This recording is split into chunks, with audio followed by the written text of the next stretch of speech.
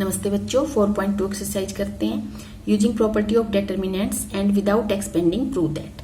हमें property use करनी है डिटर्मिनेंट्स की और एक्सपेंड नहीं करना है, और फिर बिना एक्सपेंड किए सिर्फ प्रॉपर्टी यूज करके हमें प्रूव करना है।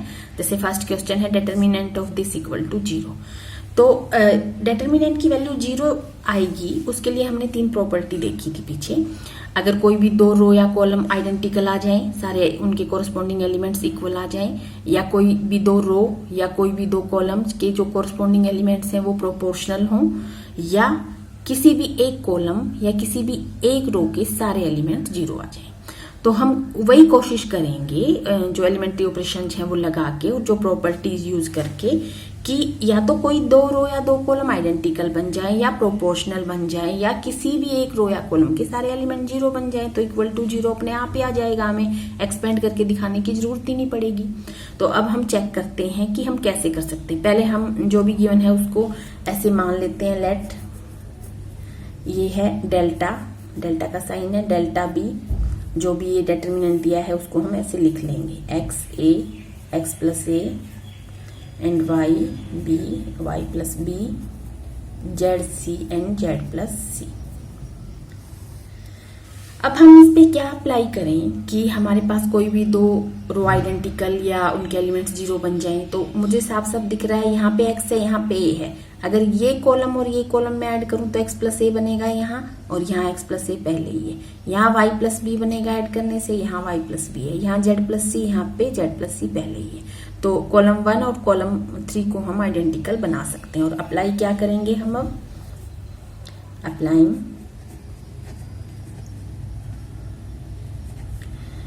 C1 पे हम अप्लाई कर रहे हैं। C1 एग्जिस्ट, C1 में हम क्या ऐड करेंगे? C2। तो ये हमने अप्लाई किया, तो हमारा जो डेल्टा क्या बन जाएगा ये प्रॉपर्टी लगाने पे? x प्लस ए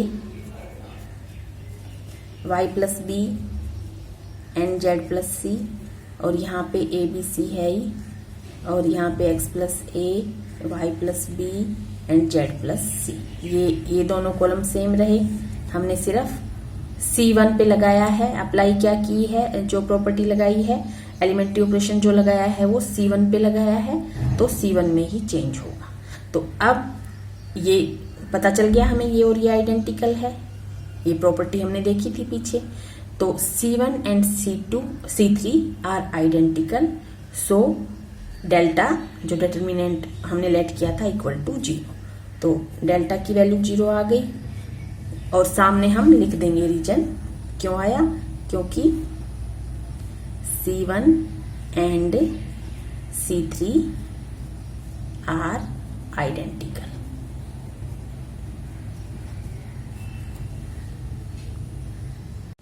सेकंड करते हैं। मैंने डेल्टा के इक्वल ले लिया है डिटर्मिनेंट को। तो अब इसके ऊपर क्या अप्लाई करें? अब इसमें मुझे दिख रहा है ये R1, R2 और R3। अगर मैं इनको ऐड करूं, अगर A minus B, B minus सी प्लस C माइनस से तीनों ऐड होंगे तो सारे कैंसिल हो जाएंगे। B से B, A से A, C से C, तो 0 बनने वाला। इसी तरह इनमें भी। तो मैं इस पे अप्लाई करने वाली हूं। अप्लाइंग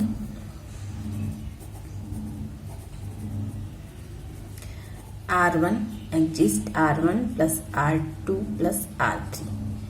तो तीनों कॉलम या तीनों रो को हम ऐड भी कर सकते हैं। एक रो पे अगर हम ऑपरेशन अप्लाई करेंगे तो वो रो एग्जिस्ट करके हम तीनों को ऐड, कॉलम भी हो सकते हैं इसकी जगह पे, रो को इस तरह से हम ऐड भी कर सकते हैं। अब इस पे जो हम एलिमेंट्री ऑपरेशन लगाएंगे उनमें ज्यादा बाउंडेशन नहीं है। बस ये ध्यान रखना है, यहाँ पे R1 से स्टार्ट है तो यहाँ R1 ही होना चाहिए, उसके बाद हम कुछ भी कर सकते हैं। उसके आगे किसी को भी मल्टीप्लाई करके किसी भी कांस्टेंट से ऐड कर सकते हैं, माइनस भी कर सकते हैं, डिवाइड करके भी ऐड या माइनस कर सकते हैं। तो इसमें ज्यादा बाउंडेशन नहीं है। जैसे हमने 3.4 जब करी थी, इनवर्स निकाला था, तो उसमें क्या था, अगर हमने R से स्टार्ट किया ऑपरेशन लगाना, रो से स्टार्ट किया तो रो पे ही लगाना था पूरा क्वेश्चन करते हुए। पर अब अगर हमने एक ऑपरेशन R पे लगा दिया तो दूसरा हम कॉलम पे भी लगा सकते हैं। तो अब ये वाला ऑपरेशन वहां नहीं लगाया था, पर यहाँ पे हम ऐसे कर सकते हैं। तो अब R1 exist, R1 plus R2 plus R3 हो गया। तो क्या बन गया हमारे पास? A minus b plus b minus C plus c minus a करेंगे तो तीनों कैंसिल होने हैं। जब ए माइनस बी और प्लस में बी माइनस सी करा तो बी और बी कैंसिल, और उसके प्लस सी माइनस ए है तो ए और सी भी कैंसिल, तो 0 बन जाएगी। इसी तरह इसमें भी, तो फर्स्ट रो के सारे एलिमेंट्स 0 बन गए, सेकंड रो और थर्ड रो जैसे भी है हम वही यूं की यूं लिख देंगे। बस अब कोई जरूरत ही नहीं हमें और कुछ करने की। तो डेल्टा इक्वल टू 0 आ गया, रीजन लिख देंगे। All elements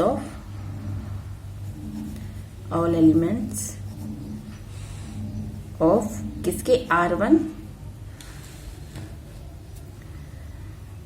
R0, all elements of R1 R0। तो इस वजह से हमारे डेल्टा की वैल्यू मतलब डिटरमिनेंट की वैल्यू 0 आ गई। तो ये प्रॉपर्टी हमने पढ़ी थी पीछे, डिटरमिनेंट की वैल्यू 0 आएगी अगर किसी भी रो या किसी भी कॉलम के सारे एलिमेंट्स 0 बन जाए। थर्ड देखते हैं, इसको इक्वल टू हमें 0 दिखाना है तो मैंने लेट कर लिया, लेट डेल्टा बी दिस। तो पीछे हमने 8th नंबर की प्रॉपर्टी देखी थी, अगर कोई भी रो या कॉलम में एक से ज्यादा टर्म है उसके हर एक एलिमेंट में, किसी भी रो या कॉलम के हर एक एलिमेंट में एक से ज्यादा टर्म, 2 या 2 से ज्यादा टर्म है मतलब, तो उस डिटरमिनेंट को भी हम 2 डिटरमिनेंट के सम से एक्सप्रेस कर सकते हैं या 3 डिटरमिनेंट के सम से एक्सप्रेस कर सकते हैं, उन टर्म्स को अलग कर करके। तो अभी पहले तो हम इस वाले कॉलम को 2-2 टर्म्स में तोड़ लेंगे और एक टर्म मेरी ये वाली आनी चाहिए। मान लो मैं 65 को तोड़ूं तो उसमें 2 नंबर में अगर 65 को तोड़ूं तो एक नंबर ये आना चाहिए। फिर इसी तरह मैं 75 को तोड़ूंगी तो 75 को जब तोड़ूं 2 नंबर्स में तो एक नंबर ये आना चाहिए। उसी तरह 86 को तोड़ूं तो एक नंबर मेरे पास ये आना चाहिए। तो इस तरह से मैं कर रही हूं। तरीके कई हो सकते हैं, तो आप खुद से सोचोगे तो आपको कोई और तरीका भी मिलेगा। तो इसी क्वेश्चन को हम कई तरीकों से कर सकते हैं। तो फिलहाल जो हम कर रहे हैं, तो अब तो इसको मुझे तोड़ना है, तो कॉलम C1 एंड C2 पहले जैसे है वैसे लिख देते हैं। तो 65 को 2 नंबर में तोड़ना है और एक नंबर ये बनना चाहिए, तो 2 + 63 हो जाएगा। 75 को 2 नंबर में तोड़ना है, एक नंबर 3 होना चाहिए, तो 3 + 72 हो जाएगा। और इसी तरह 86 को एक नंबर 5 होना चाहिए, तो 5 + 81 हो जाएगा। और उस प्रॉपर्टी से अब इसको हम कैसे लिख सकते हैं, इसको हम लिख सकते हैं 2 3 5 7 8 9, और इसकी फर्स्ट टर्म लिखेंगे पहले, सेकंड को छोड़ देंगे। फर्स्ट है 2 3 5 और दूसरा जो ऐड करेंगे दूसरा डिटरमिनेंट, उसमें सेकंड टर्म आएगी और ये तो दोनों में सेम ही आएगा। तो 2 3 5 7 8 9 एंड 63 72 एंड 81। तो ये है प्रॉपर्टी जो मैं आपको बता रही हूँ, 8th प्रॉपर्टी, जो पिछली वीडियो में मैंने जो प्रॉपर्टीज की वीडियो थी उसमें आप देख सकते हो। तो अब ये वाला जो डिटरमिनेंट है इसकी वैल्यू 0 हो जाएगी। क्यों? क्योंकि ये और ये आइडेंटिकल है। तो इसके नीचे ही हम रीजन लिख देते हैं पहले, C1 and C3 are identical, और इसकी वैल्यू भी 0 बनेगी। क्यों? क्योंकि ये और ये प्रोपोर्शनल है। कैसे? 7 से अगर हम 63 को डिवाइड करेंगे तो 7 9 जा 9 आएगा। 8 से अगर हम 72 को डिवाइड करेंगे तो 8 9 जा 9 ही आया। 9 से अगर इसको डिवाइड करेंगे तो भी 9 आया, 9 9 जा 81। तो इसका मतलब C2 and C3 are proportional. तो C2 and C3 are in same ratio. दोनों के नीचे उनका रीजन लिख दिया और फिर आगे मैं लिख रही हूं तो कि जो डेल्टा की वैल्यू क्या आ गई हमारे पास, इस रीजन की वजह से ये 0 और इसकी वजह से ये 0, तो 0 के इक्वल 2 हो गया। तो इसको इक्वल टू 0 दिखाना अब की बार। लेट डेल्टा बी दिस ले लिया है। तो अब क्या करें, एक बार तो इसको ब्रैकेट को खोल लेते हैं। तो delta equal 1 1 1 BC CA and AB। तो ये जब ब्रैकेट को खोला तो ये AB प्लस AC बना एंड ये BC प्लस AB बना और ये CA प्लस BC बना।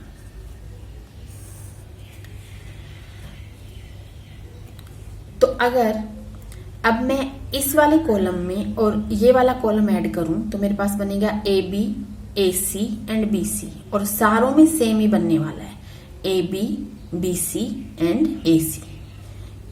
AB BC and AC add करने के बाद तीनों के तीनों जो तीनों टर्म होंगी सबकी सेम होंगी। फिर हम कॉमन भी ले सकते हैं या प्रोपोर्शन में भी दिखा सकते हैं। तो सबसे पहले क्या अप्लाई करना है, अप्लाई C1 पे अप्लाई करेंगे और C1 प्लस C2 पे करते हैं। C2 पे अप्लाई करेंगे, C2 प्लस C3 करेंगे। Apply C2 axis C2 plus C3। तो हमारे पास बन गया 1 1 1।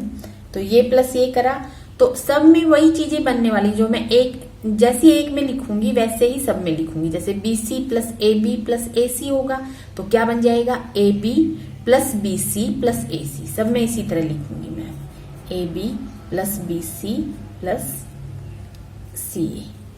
अब जब ये और ये ऐड करेंगे तो AB plus BC plus CA, AB plus BC plus CA। इसी तरह थर्ड में AB plus BC plus CA। और जो ये है इसको ऐसे कैसे छोड़ देंगे, क्योंकि जिस पे अप्लाई किया है उसी में चेंज आएगा।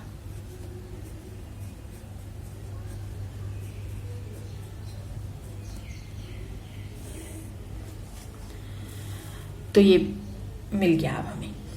अब या तो मैं इससे कॉमन ले लूं, taking common AB plus BC plus CA from C2, तो यहाँ पे 1 1 बन जाएगा और ये आइडेंटिकल हो जाएगा तो 0 हो जाएगा। या कॉमन लेने की भी जरूरत नहीं है, सीधा अगर हम देखें इसको हम अगर इससे डिवाइड करें तो हमारे पास क्या आंसर आएगा, 1। या इसको इससे करते हैं, 1/b क्यों करना, ये इससे डिवाइड करें तो यही आंसर आएगा, ये इससे डिवाइड करें तो यही आंसर आएगा, ये इससे डिवाइड करें तो यही आंसर आएगा। तो ये दोनों प्रोपोर्शनल है, तो सीधा ही लिख दे बिना कॉमन लिए। या कॉमन लेंगे तो दोनों आइडेंटिकल लिखेंगे, तो जो मर्जी कर सकते हैं। अब हम सीधा लिखेंगे डेल्टा इक्वल 0। क्यों, क्योंकि C1 and C2 are proportional, are in same ratio लिखेंगे। या तो इस रीजन से 0 बन गया, नहीं तो यहां से हम कॉमन ले लेते हैं, हम ये भी कर देते हैं। ये हमारा आंसर आ गया है। अब हम क्या कर सकते थे इसमें, तो बहुत सारे मेथड हैं, आप अपना जो आपको समझ आए वही आप कर सकते हो। अब ये कॉमन ले सकते थे हम इससे, पहले हम लिखते taking AB plus BC plus CA common from क्या है ये C2, तो ये लिखते हैं हम। अगर हम ये लिखते तो फिर हमारे पास क्या बन जाता, डेल्टा कॉमन लेने के बाद पहले बाहर ये कॉमन जरूर लेते, AB plus BC plus CA, ये बाहर आ जाता, कॉमन लिया हमने ऐसे। और यहाँ पे तो 1 1 है ही, और यहाँ पे जब ये कॉमन ले लिया तीनों में से 1 1 बन जाता, और यहाँ पे जो भी है वो लिख देते हैं हम, CA प्लस BC। और अब हम क्या लिखते, AB BC प्लस CA, और ये यहाँ पे 0 है तो आंसर 0 आ जाता। और रीजन में हम क्या लिखते फिर, C1 and C2 are identical, तो ये अब की बार रीजन हो जाता। तो ऐसे भी कर सकते थे, यहाँ पे वैसे क्वेश्चन खत्म हो गया, पर ऐसे भी हम कर सकते हैं। फिफ्थ देखते हैं। इसको हमें इसके इक्वल प्रूव करना है अब की बार। तो लेफ्ट हैंड साइड से स्टार्ट कर लेते हैं, यहां से स्टार्ट करते हैं, अप्लाई करेंगे।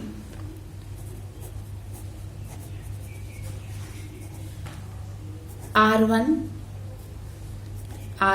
प्लस R2 प्लस R3 तीनों को हम ऐड कर रहे हैं। तो ऐसे क्यों किया, जब हम ये अप्लाई करेंगे तो हमारे पास जैसे मान लो ये प्लस ये कर रहे हैं, तो देखो ऐड करेंगे तो 2B बनेगा, 2C बनेगा, 2A बनेगा, तो सब में इसी तरह बनेगा। तो एक 2 तो हमारे पास कॉमन मिलेगा हमें। फिर आगे हम देखते हैं क्या करेंगे।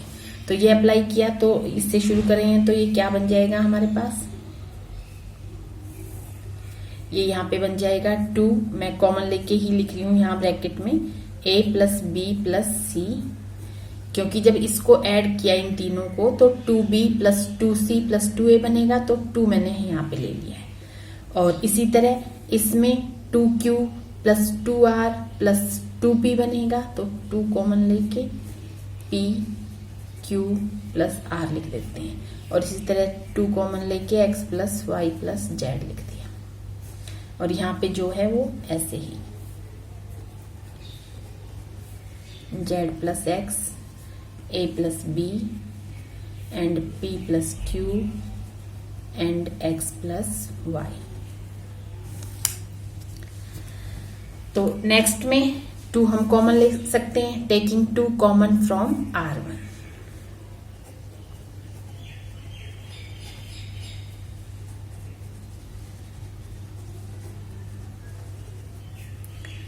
R1 तो हमारे पास कॉमन लेने के बाद 2 यहाँ पे आया, और यहाँ पे हमारे पास बचा A plus B plus C P plus Q plus R X plus Y plus Z, और बाकी की जो दोनों रो थी वो सेम जैसे थी वैसे ही।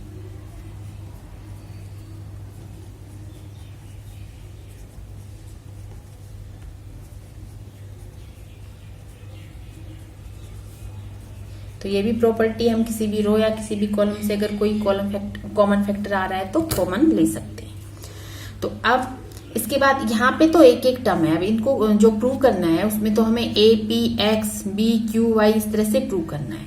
तो अब कैसे करें, अब ये A B और C है, तो अगर इसमें से मैं ये माइनस करूंगी तो C और A खत्म हो जाएगा, यहाँ से B बचेगा। इसी तरह इसमें से ये माइनस करेंगे तो R और P खत्म होएगा, तो एक फर्स्ट रो में तो एक टर्म हमारे पास बचेगी। फिर हम सेकंड और थर्ड में भी देखते हैं कैसे एक एक टर्म ही हमारे पास रहेगी। तो अब अप्लाई कर रहे हैं हम R1 exist R1 minus R2 कर रहे हैं। R1 माइनस R2 करेंगे तो हमारे पास बनेगा 2 तो बाहर है ही, ये माइनस ये कर रहे हैं तो C और A खत्म, माइनस C माइनस A होके तो B बच जाएगा यहाँ पे, और R और P यहाँ से खत्म हो जाएगा, R और P Q बच जाएगा यहाँ पे, और यहाँ से Z और X खत्म तो यहाँ पे Y बचेगा, और बाकी ऐसे ही लिख देते हैं। R3 माइनस अगर R1 हम करें तो A plus B minus B करेंगे तो A बचेगा, इसी तरह P plus Q minus Q करेंगे तो P बचेगा। तो अप्लाई करते हैं हम, यहाँ पे ही लिख देते हैं अप्लाइंग। क्या करना है हमें, R3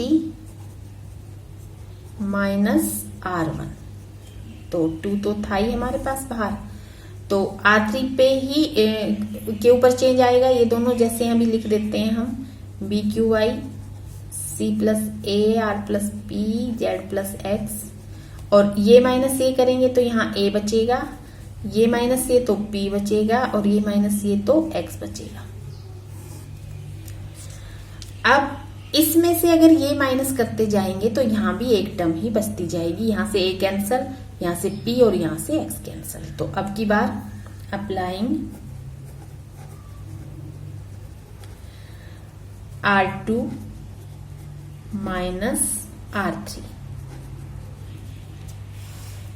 तो हमारे पास मिला 2 बाहर है, ये B Q एंड Y, ये माइनस ये कर रहे हैं तो यहाँ पे C, यहाँ पे R एंड यहाँ पे Z, और A, P एंड X।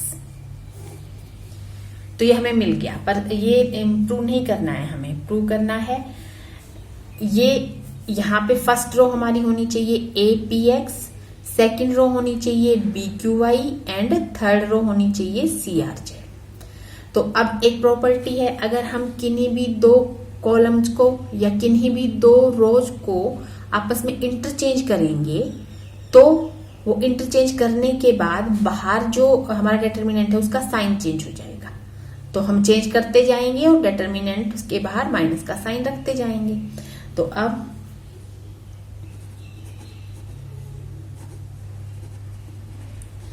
पहले ये वाला हमें यहां चाहिए, तो पहले इसको और इसको कर देते हैं ताकि ये ऊपर आ जाए और ये अपनी जगह पे आए, फिर इसको और इसको कर देंगे। तो अप्लाइंग हम कर रहे हैं R1 और R2 को इंटरचेंज। तो इस तरह से लिखते हैं हम जब इंटरचेंज करना है। तो जैसे इंटरचेंज किया तो पीछे प्रॉपर्टी हम कर चुके हैं, डिटर्मिनेंट का साइन चेंज हो जाएगा। तो इंटरचेंज किया तो डिटर्मिनेंट का साइन चेंज हो गया, -2 हो गया। तो यहाँ पे CRZ आ गया और यहाँ पे BQY आ गया और APX यूं ही है। तो अभी भी हमारा जो प्रूव करना था उसके इक्वल नहीं आया है, इसको और चेंज करना पड़ेगा, तब जो प्रूव करना है वो आ जाएगा। तो अब अप्लाइंग